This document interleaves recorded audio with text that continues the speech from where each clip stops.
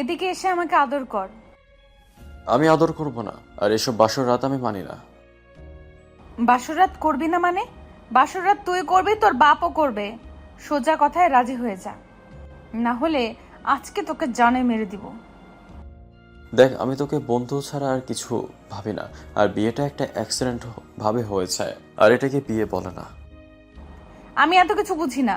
বিয়ে হয়েছে তোর সাথে, আর তাই তোর সাথেই বাসর করব।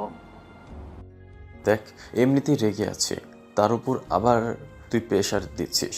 আমি কিন্তু মেনে নিতে পারছি না। আচ্ছা যা, আদর করতে হবে না। আমার বাসর রাত নিয়ে যে স্বপ্নগুলো আছে সেগুলো পূরণ করে দে, তাহলেই হবে। দেখ, তোর সব স্বপ্ন পূরণ করে দেব, শুধু কিস করাটা ছাড়া। হিমা কিছুক্ষণ চুপ থেকে কিছু একটা ভাবতে লাগলো। ঠিক আছে। কি আর করার, হিমাকে কোলে নিয়ে ছাদে চলে গেলাম। এলোমেলো সবকিছু বলছি, পরিচয়টা দিয়ে নিয়ে চলুন, তারপর সবকিছু বলবো। আমি রাজবিন নূর, এবার কলেজের ফাইনাল ইয়ারের ছাত্র। বাবা মায়ের একমাত্র ছেলে। বাবা একজন বিজনেসম্যান, মা গৃহিণী। আর যার সাথে আমার বিয়ে হয়েছে সে আমার বেস্ট ফ্রেন্ড হিমা। বাসা বেশি দূরে না, আর আমরা দুজনে ছোটবেলা থেকে বেস্ট ফ্রেন্ড। আমাদের ফ্যামিলিদের সাথে হিমাদের ফ্যামিলির সম্পর্ক খুব ভালো। হিমাদের বাসার সবাইকে আমরা সবসময় ফ্যামিলি ফ্রেন্ড মনে করি, তাই হিমাদের বাসায় যাওয়া আসা আছে আমাদের। আপাতত এতটুকুই থাক, চলুন এবার গল্পে যাওয়া যায়। সকালে শান্তির ঘুম ঘুমাচ্ছিলাম, হঠাৎ ফোন বেজে উঠলো। চোখ খুলে তাকিয়ে দেখি হিমার কল। বিরক্তি মাখা মুখ নিয়ে রিসিভ করলাম। বল। ওই তো না বলছিলাম আজকে একটা খুশির খবর দিব, তাই সকালে। 7টায় পার্কে আসতে বলেছিলাম, এখন কোথায় তুই? ও, তাই ঘড়ির দিকে তাকিয়ে দেখি সকাল 8টা 10 মিনিট বাজে। কি করি এখন? পরিস্থিতি সামাল দিতে বললাম, এই তো বের হয়ে গিয়েছি, এবার আর 5 মিনিট লাগবে, 5 মিনিট। তুই কি রাস্তায়? এই তো আসছি, আর মাত্র 10 মিনিট সময় লাগবে। ও, তা কষ্ট করে একটু দরজাটার দিকে তাকালে ভালো হয় জনাব। তাকিয়ে দেখি হিমা দরজায় দাঁড়িয়ে আছে। জিহ্বায় কামড় দিলাম। কিরে, তুই না রাস্তায়, তাহলে খাটে আসলি কিভাবে? সরি, আসলে সজাগ পাইনি। ওকে, এসে যখন পড়েছিস বলে যা কথাটা। বলে হিমা আমার পাশে এসে বসে পড়লো। আমি আবার ওর রিল্যাক্সে শুয়ে ঘুমানোর ট্রাই করতে লাগলাম। তখনই হিমা আবার বলল, শোন, আমার বিয়ে ঠিক হয়ে গেছে। ঘুমের কারণে আমি কথাটার পাত্তা দিলাম না। আমি কি বলছি তুই না শুনে ঘুমাচ্ছিস? ঝাঁকি দিয়ে বলল কথাটা। আমি ঝাঁকি খেয়ে ঘুম চলে গেল। বিছানা থেকে উঠে বসলাম। বলেছি আমার বিয়ে ঠিক হয়ে গেছে। কি? চমকে উঠলাম ওর কথাটা শুনে। হুম, আর মাত্র 15 দিন পর আমার বিয়ে, তাই তোকে বলতে আসলাম। যাক, আলহামদুলিল্লাহ। তা কার জীবনটা নষ্ট করতে যাচ্ছিস শুনে? কি বললি তুই? রাগী চোখে আমার দিকে তাকিয়ে। না মানে ছেলেটাকে যে তোকে জীবন সঙ্গী বানাতে চাই। আব্বুর বিজনেস পার্টনারের এক ছেলে। ছেলেটা হয়তো জানে না এই মেয়েটার ব্যাপারে, তাই তার জীবন সঙ্গী বানাতে চাইতেছে। যদি এর সম্পর্কে জানতো তাহলে আর একে বিয়ে করতে রাজি হতো না। এসব চিন্তা বাদ দিয়ে হিমাকে রাগানোর জন্য বললাম, তাই নাকি? আর মাত্র 15 দিন, একটা শান্তির নিঃশ্বাস ফেললাম। হুম, কিন্তু শান্তির নিঃশ্বাসটা ফেললি কেন? আমি চলে গেলে তুই খুশি হবি, তাই না? আরে না। তাহলে তুই শান্তির নিঃশ্বাস ফেললি কেন? 15 দিন পর আমার কাঁধের পেতনি অন্য এক কাঁধে চলে যাবে, তাই শান্তির নিঃশ্বাসটা ফেললাম। তাকিয়ে দেখি মাহির চোখ দুটো লাল হয়ে এসেছে। এখনই আমায় মারবে মনে হচ্ছে, তাই আগে কাঁথার নিচে চলে যেতে লাগলাম। আর তখনই হিমা আমাকে এলোপাথারি মারতে শুরু করলো। আরে ব্যথা পাচ্ছি তো, বা সরি, মজা করছিলাম। কুত্তা, শয়তান, বান্দর, বিলাই, আমি পেতনি, তাই না? রাখ, আজকে তোকে মেরেই ফেলবো। আরে সরি বলছি তো। তাও মারা শেষ হলো না। অবশেষে কিছু না করতে পেরে হিমার হাত দুটো ধরে ফেললাম। এখন হিমা থামলো। কি হলো, পেতনির মার খেতে মন চাইছে না? না। তো বিয়ে নিয়ে তোর প্ল্যান আছে নাকি কোনো? হুম, আমার অনেকগুলো প্ল্যান আছে, তাই তো তোকে নিয়ে এখন একটু ঘুরতে যাব। এখন যেতে পারবো না, বিকেলে যাব। তুই এখন বাসায় যা। আর কলেজে যাবি তো নাকি? হুম। আর এখনই তোকে আমি নিয়ে ঘুরতে যাব বলেই টানতে লাগলো আমাকে। অবশেষে আমি আর উপায় না পেয়ে যেতে রাজি হলাম। তারপর হিমাকে রুমে বসিয়ে দিয়ে আমি ফ্রেশ হতে চলে গেলাম। ফ্রেশ হয়ে এসে হিমাকে নিয়ে নাস্তা করতে চলে গেলাম। তারপর আমরা ঘুরতে ফিরতে লাগলাম। দুপুরে একটা হোটেলে খাবার খেয়ে নিয়ে আবারও আর এক জায়গায় ঘুরতে গেলাম। হিমার সব ঘোরাফেরা শেষ হলো বিকেলে। হিমাকে ওর বাসায় নামিয়ে দিলাম। তারপর আমি বাসায় আসলাম, এসে ফ্রেশ হলাম। রাতে হিমা ফোন দিল। কিরে, এখন ফোন দিয়েছিস কেন? তুই এখন নদীর পাড়ের পার্কে চলে আয় তো। তুই আয়, তোকে একজনের সাথে পরিচয় করিয়ে দিব। কার সাথে পরিচয় করে দিবি বল আগে। তুই আয়, আসলেই দেখতে পাবি কার সাথে পরিচয় করিয়ে দিই।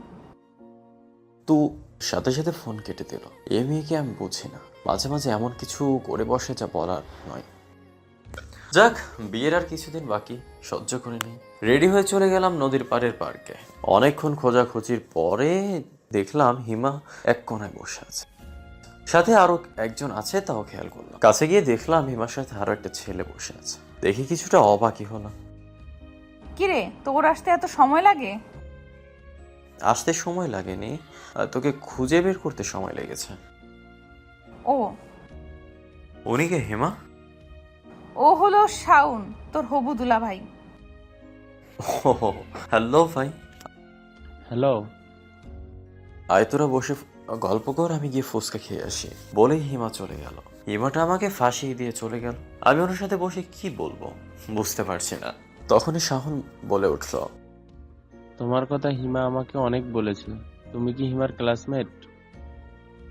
ভাইয়া, হিমা মেয়েটা অনেক ভালো, রাগটা একটু বেশি, কিন্তু মনটা অনেক ফ্রেশ। তাই তো দেখতেছি। তা তুমি হিমাকে ভালোবাসো না? ফ্রেন্ড হিসেবে আমি অনেক ভালোবাসি ওকে, তার চেয়ে বেশি নয়। ওকে, তা হিমার বিয়ে হয়ে গেলে তোমার কষ্ট হবে না?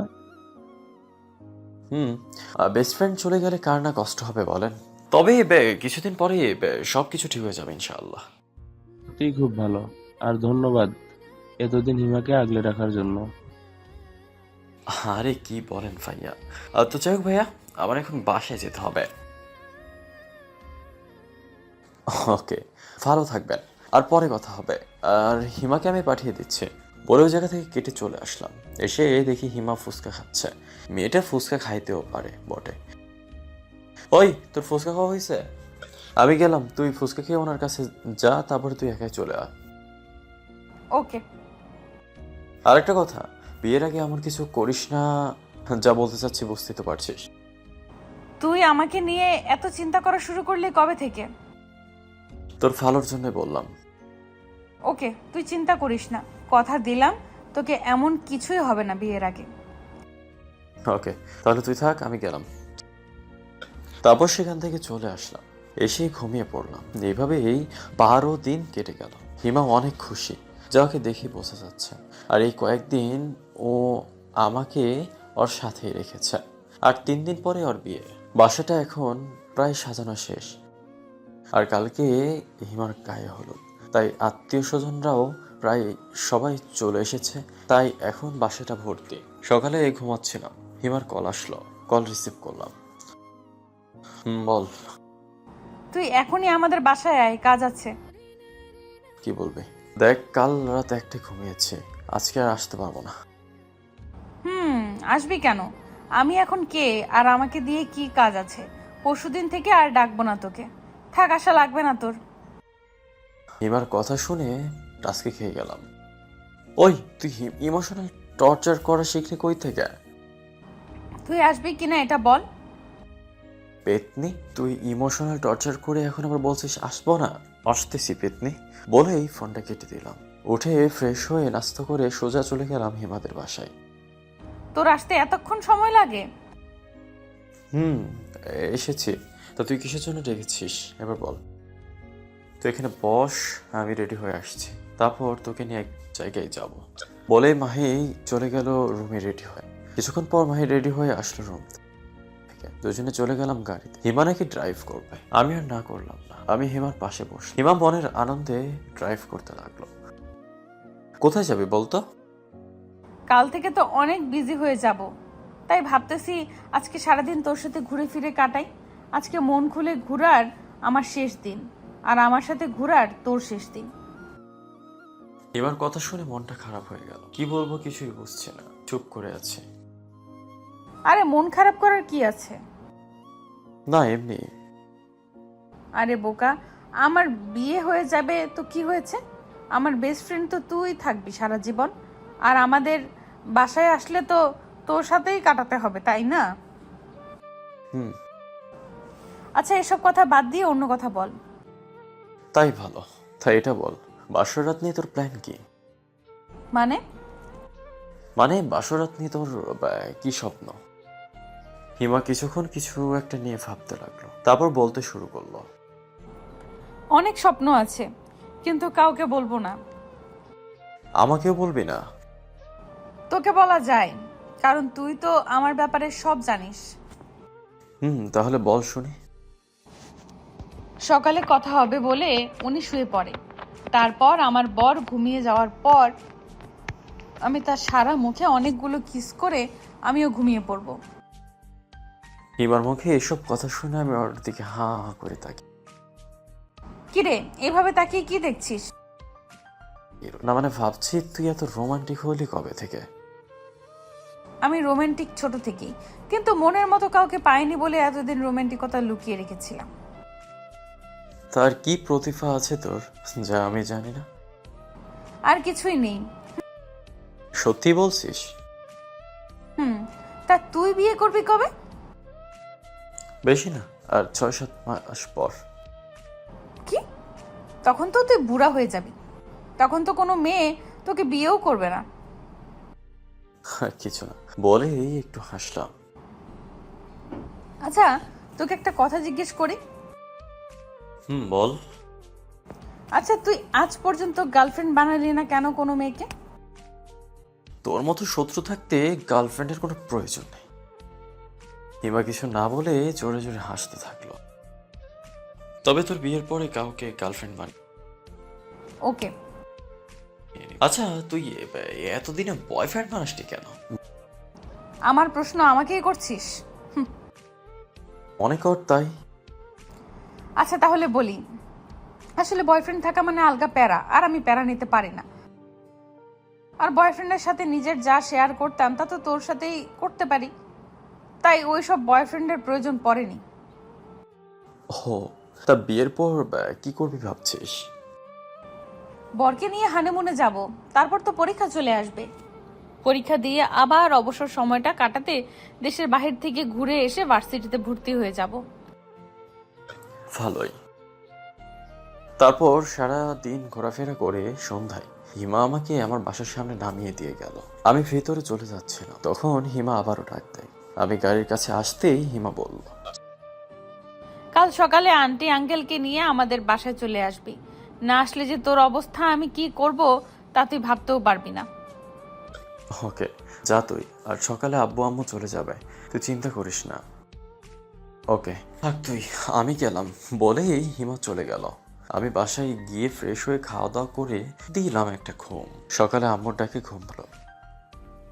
কিরে, হিমা ফোন দিতেছে, যাবি না তুই? তোমরা যাও, আমি আসছি। আম্মু আর কিছু না বলে চলে গেল। আমি আরো কিছুক্ষণ ঘুমিয়ে নিয়ে উঠে ফ্রেশ হয়ে চলে গেলাম হিমাদের বাসায়। গিয়ে প্রথমে হিমার সাথে দেখা করলাম। আমাকে দেখে রেগে লাল হয়ে গেল। তোর এতক্ষণে আসার কথা ছিল। সরি রে, আসলে রেডি হতে একটু দেরি হয়ে গিয়েছে। আন্টি আমাকে বলেছে তুই কোথায় দেরি করেছিস। সরি বলেই এসে দিল। দুপুরটা মোটামুটি ভালোভাবেই কেটে গেল। বিকেলে শুয়ে শুয়ে রেস্ট নিচ্ছিলাম, তখন খেয়াল করলাম আঙ্কেল মন খারাপ করে আব্বুকে কি যেন বলছে। চেহারায় অনেক টেনশন আঙ্কেল আন্টি। তাই কি হয়েছে জানতে গেলাম ওনাদের কাছে। কি হয়েছে আঙ্কেল? না কিছু না। কিছু একটা তো হয়েছে, বলেন তো আন্টি। আসলে শাওনদের বাসা থেকে ফোন এসেছিল। ওরা বলেছে শাওন নাকি কোনো এক মেয়েকে নিয়ে বাসা থেকে পালিয়ে গেছে, তাই বিয়েটা হবে না। কি? আকাশ থেকে পড়লাম আমি। হ্যাঁ বাবা। এখন এগুলো বলে কি করে হবে? সব আয়োজন করা শেষ, বাসায় সব মেহমান চলে এসেছে, এখন বিয়ে হবে না বললে কিভাবে চলে? মানুষের কাছে কিভাবে মুখ দেখাবো এটা ভাবতেছি। সবাই কি বলবে আমাদেরকে? আমি পাশে তাকিয়ে দেখি আব্বু কি যেন ভাবছে। আমার দিকে তাকিয়ে বলল, রাজ, তুমি ভিতরে যাও। আর একটা কথা, যেন হিয়া বা কেউ জানতে না পারে, ঠিক আছে? ওকে। তারপর আমি রুমে চলে গেলাম। রুমে গিয়ে শুয়ে থেকে ভাবতে লাগলাম, এখন কি হবে? হিমা যদি জানতে পারে ওর বিয়ে ভেঙে গিয়েছে, তাহলে কি হবে? না, আর ভাবতে পারছি না। এভাবে কেটে গেল ঘন্টা খানেক। এবার বাইরে যেতে হবে, সবার কি অবস্থা দেখতে হবে। তাই বাইরে গেলাম। বাইরে গিয়ে দেখি সবকিছু ঠিকই আছে আগের মতোই। হিমার কাছে গিয়ে দেখলাম ও হাসছে। কিছুই বুঝতে পারছি না। এমন সময় হিমাদের বাসার কাজের লোক এসে বলে গেল আব্বু নাকি ডাকছে। তাই আব্বুর রুমে গেলাম। গিয়ে দেখি আব্বু, আম্মু, আঙ্কেল, আন্টি বসে আছেন। আব্বু ডেকেছেন? তোমাকে একটা কথা বলার ছিল, এদিকে এসে বসো। তারপরে আমি আম্মুর পাশে একটা সোফায় গিয়ে বসে পড়লাম। রাজ, আমরা ঠিক করেছি হিয়ার বিয়েটা হবে, আর তোমার সাথেই হবে। কি? তোমার কোনো সমস্যা আছে নাকি? আব্বু, আমি হিমাকে শুধু আমার ফ্রেন্ড ভাবি, এর চেয়ে বেশি কিছু না। তাহলে এখন থেকে অন্য কিছু ভাবো, তবে সব ঠিক হয়ে যাবে। আব্বু, আপনাদের আমি কিভাবে বোঝাবো হিমা আমার বেস্ট ফ্রেন্ড? আর বেস্ট ফ্রেন্ডকে কি কেউ বিয়ে করে নাকি? আমি আর তোমার আম্মু তো বেস্ট ফ্রেন্ড ছিলাম।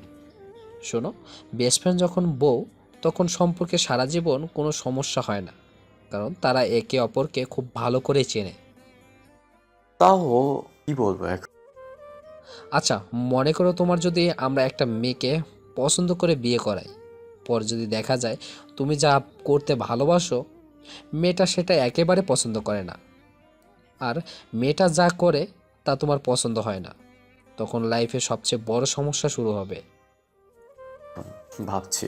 ঠিক তখনই আব্বু আবারও বলে উঠলো, দেখো, আমরা তোমার ভালো চাই, তাই হিয়ার সাথে তোমার বিয়েটা হোক, সেটা আমরা চাই। আর এমন পার্টনার কোথায় পাবে যে তোমাকে এত ভালো করে আগে থেকে জানে? বিয়ে করলে তুমি খুশি থাকবে, এটা আমরা জানি। বাকিটা তোমার হাতে।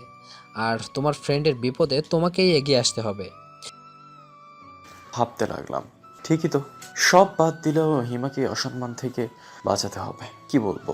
কিছু বুঝতে না পেরে বললাম, সব ঠিক আছে, কিন্তু হিমা কি রাজি হবে এই বিয়েতে? রাজি না হলে কি হয়েছে, তুমি রাজি করাবে হিয়াকে। মানে আব্বু, মানে তুমি এখন গিয়ে হিয়াকে প্রপোজ করবে। যদি রাজি না হয়? না হলে পরে আমি বুঝিয়ে রাজি করব। ওইটা আমার উপরে ছেড়ে দাও।